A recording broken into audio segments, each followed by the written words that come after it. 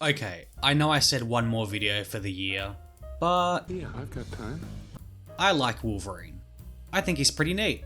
I mean, he's not my favourite X-Men. That title goes to Scott the Right Summers. But Logan? He's up there. I mean, it's kinda hard for him not to be after the whole X-Men movie universe. Yeah, remember when Wolverine was the most popular Marvel character? Right up there with Spider-Man and Hulk. Now, all the kids want is Iron Man, Captain America, and Spider-Man. So as I mentioned, I'm a bit of a Wolverine fan, but it's not just because of Hugh Jackman. I swear. See, Spidey and Logan have had quite the history within the 616 universe. Through years of battling together, they've kind of established a sort of sibling bond. At least, that's how I'd describe it. Aside from just having a lot of history together, they're also just a pretty popular pair that Marvel like to team up, and I think a lot of it has to do with the dynamic between the two. With Spider-Man being the ever moral compass, never wanting to cross that terrible line, if he can help it, and Logan as the berserker man, pushing Spider-Man to maybe be a little rougher and stay on his toes. It's why the team-up is arguably the most popular for Spider-Man, even outside of the 616 comics. Look, I have as much issues with the Ultimate Spider-Man cartoon as the next person, but come on, that Wolverine episode was a bit of a laugh. Also, here's a little fun fact. Sam Raimi's Spider-Man was originally going to feature a cameo from Wolverine. Yeah, the Hugh Jackman Wolverine. Obviously this didn't work out because they couldn't get Wolverine's suit in time. Yeah, that's how close we were to getting this. Funny enough, Spider-Man does appear in the first X-Men movie, albeit it is just a blooper. Still, the fact that Spidey appears in a blooper and the planned Logan cameo, it seems like we really were like a hair away from a combined Spider-Man X-Men universe. So, with all that out the way, I was thinking to myself recently, which team-up story between these two is my favourite? And honestly, it has to be the short story created for the Amazing Spider-Man Extra series. Which, as the name suggests, were a few short stories created in 2008 in between the Amazing Spider-Man run. So I won't exactly be covering a whole issue, since each issue has multiple short stories featured throughout. Instead, I'll be focusing on my favourite of the bunch, Birthday Boy. Birthday Boy was written by Zeb Wells? No, please, make it stop. I'll be good. Yeah, Zeb Wells. The same Zeb Wells currently writing The Amazing Spider-Man. And do you know how I know Zeb Wells isn't to blame for the current state of Spidey? It's because of this story. Oh, and we can't forget about the art. Paolo Rivera, I think that's how you say it. Please, I'm sorry if it's not. Paolo Rivera probably depicts my favourite version of Logan in terms of appearance, and I love his dark and kinda gritty style that he uses to depict the rougher areas of New York, aka the places Logan frequents the most. Also, this man knows how to make Spider-Man look scary. So, the issue opens with Logan and Spidey meeting up in an alleyway on a cold, snowy night. We get some nice banter between the two as they catch up, and while they're chatting, Logan begins changing out of his costume. Spider-Man speaks up and lets Logan know he'll make him look like a jerk if he goes in there still dressed in costume. Oh, yeah, so Logan's managed to convince Spidey to enter a dive bar. Of course, Spider-Man was unaware to any of this until he met up with Logan. Logan basically tells Peter to either change or suck it up, and the two enter the establishment. To no one's surprise, especially Peter's, the patrons at the bar immediately tell the two to bugger off.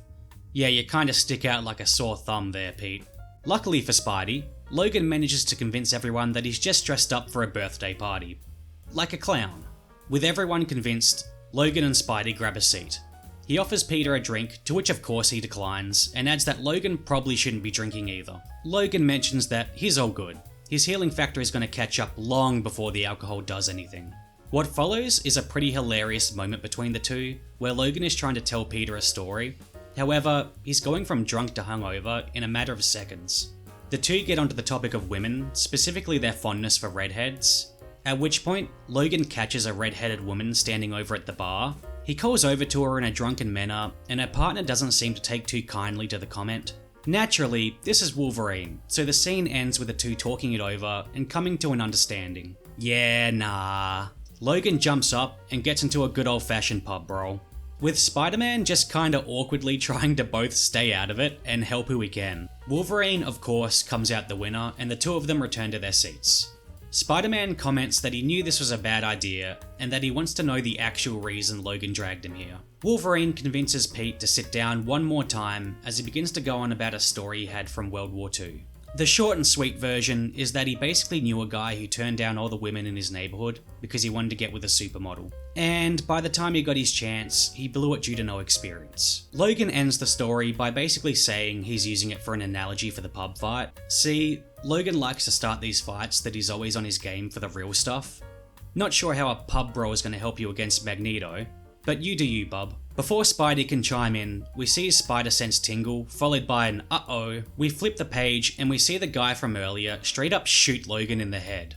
Spider-Man quickly disarms the man and yeah, as I mentioned earlier, the art in this book is stellar. I've always loved me a creepy looking Spider-Man and this ticks the box big time. Before Spidey can handle it, Logan naturally gets back up and goes into a straight berserker rage, leaping at the guy only to be just caught by Spider-Man. See? Zeb Wells can write a good Spider-Man. Now, after Spidey settles Logan down, he tells Logan that he knew he wasn't really gonna hurt that guy, to which Logan is kinda like, yeah, sure. Since they've now gotten into 2 fights, Spidey suggests it may be time to call it a night, and Logan responds, it's 12:08. You can go now. My birthday's over. Yeah, that's my Wolverine. You guys like it? It's good, right? Yeah, if the title of the story didn't give it away already, Logan called Spidey over just to celebrate his birthday. Spidey's of course a little confused by this. After all, Logan has the entire X-Men he could celebrate with, so why him?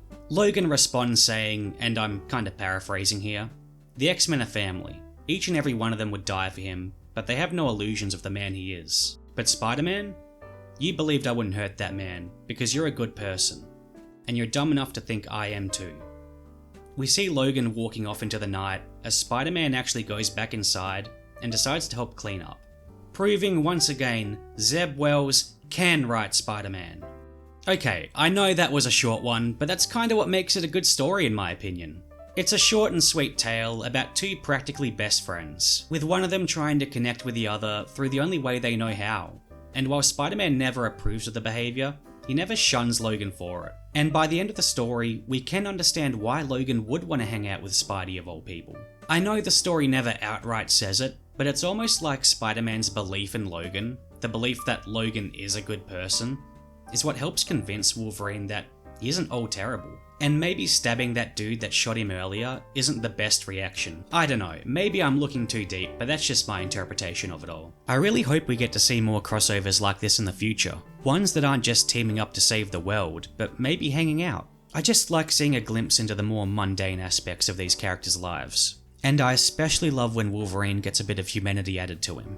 I mean, yeah, it's fun to see the guy rage out and stab everybody in a room, but it's also fun to watch him have a beer with Spider-Man. I mean, in my opinion, it's more fun. But you know, that's probably why I'm not writing comics. Since we were on the topic of live-action adaptations earlier, I think this story is the perfect example of how the MCU should handle Peter's relationship with other superheroes. Naturally, being in the MCU, Spidey's probably going to be getting a few crossovers, and it wouldn't surprise me if the X-Men, specifically Wolverine, is one of the first. I know they just spent a bunch of time separating Tom Holland's Spider-Man from the whole Iron Man/Avengers legacy, but that doesn't mean he should be kept away from the entire MCU, otherwise what's the point of having him in there in the first place? Besides, while Spider-Man's relationship with the Avengers has always been on and off in the comics, he's been pretty chill with the X-Men, and the Fantastic Four basically consider him another member.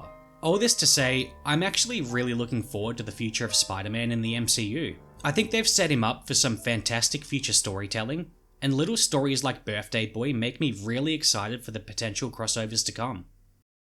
Hi everyone, thanks for watching. As I mentioned in my community post, I do have one more video planned for the year.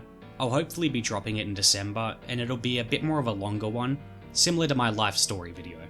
I just wanted to quickly drop this one since it's a nice short story and I'm pretty sure it was recommended in my last video, so why not? One other quick thing, thank you all so much for 1,000 subscribers. It's seriously crazy to see all the support you've given me this last month, and I hope to keep going as long as I can and continue to make content for you all.